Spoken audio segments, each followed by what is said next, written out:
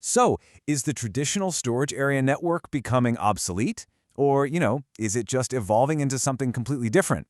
It's exactly the kind of question that keeps IT architects awake at night as data centers go through these massive, radical transformations. Welcome to This Explainer.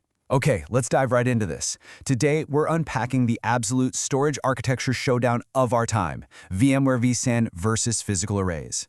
We're going to break down the advantages, the real-world trade-offs, and literally pop the hood on the micro-level engineering that makes these systems tick. Here's our cognitive roadmap for today. We'll start with the traditional storage landscape, enter VMware vSAN, and put them head-to-head.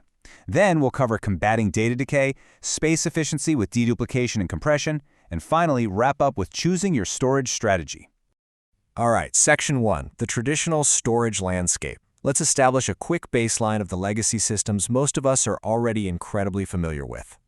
For years now, the traditional storage area network, or SAN, has been the undisputed backbone, the heavy, reliable iron of the enterprise data center. A physical SAN is essentially a dedicated high-speed network that interconnects specialized hardware storage devices with your servers, and it operates using block-level storage. Historically, this meant you were heavily reliant on dedicated hardware, like fiber channel, just to guarantee that incredibly low latency and high availability. It completely isolated storage traffic from compute traffic, which was absolutely crucial for ensuring predictable performance for mission-critical databases. Now, let's chart the evolution of the actual protocols we use to connect to that storage. We obviously started with mature protocols like NFS for file-level sharing and iSCSI for block-level access over standard IP networks.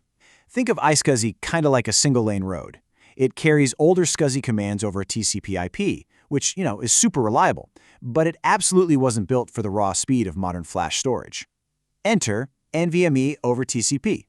If iSCSI is that single-lane road, NVMe/TCP is a massive high-speed multi-lane highway. It carries native NVMe commands directly over standard Ethernet. And because NVMe was designed around parallel queues from the ground up, it makes vastly better use of flash parallelism and modern multi-core CPUs. Which brings us right to Section 2. Enter VMware vSAN. This represents a total paradigm shift in how we actually architect that infrastructure. So, enter VMware vSAN. It's a software-defined, hyper-converged storage solution. Instead of relying on a completely separate, dedicated storage array sitting way across the network, vSAN actually pools the local storage resources, literally the physical disks inside your servers, from multiple ESXi hosts to create one single shared data store. It's built directly into the hypervisor itself, which just completely removes the need for a separate, dedicated storage network.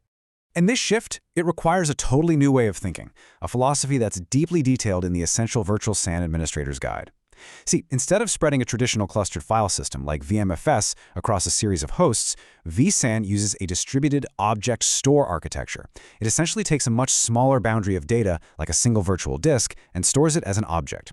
This allows for incredibly granular, policy-based management. You dictate the exact availability and performance rules per virtual machine, and the software just automatically handles the rest. So, Section 3, vSAN versus physical arrays. How do they actually stack up against each other? Let's look at the trade-offs impartially here. The physical SAN still fiercely holds its ground in some specific areas. Because it has that dedicated storage network, your storage traffic is never competing with your compute traffic. If you're running a legacy, massively high transaction databases that demand absolute, uncompromising raw performance and super predictable low latency, physical arrays are optimized exactly for that.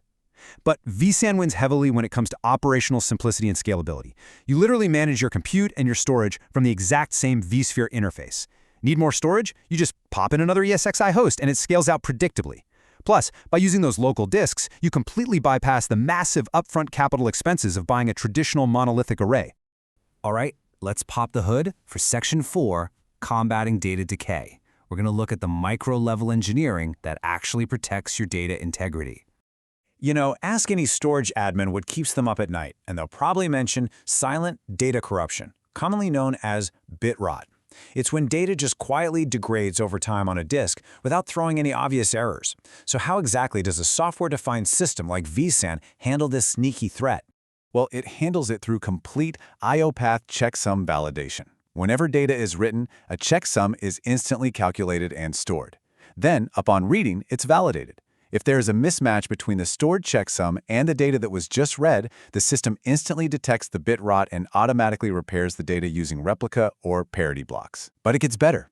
vSAN doesn't just wait for you to read the data to find a problem, it actually runs an automatic background scrubber once a year to proactively sweep the entire data store. It catches bit rot before it ever becomes a real issue. Moving on to Section 5, Deduplication and Compression.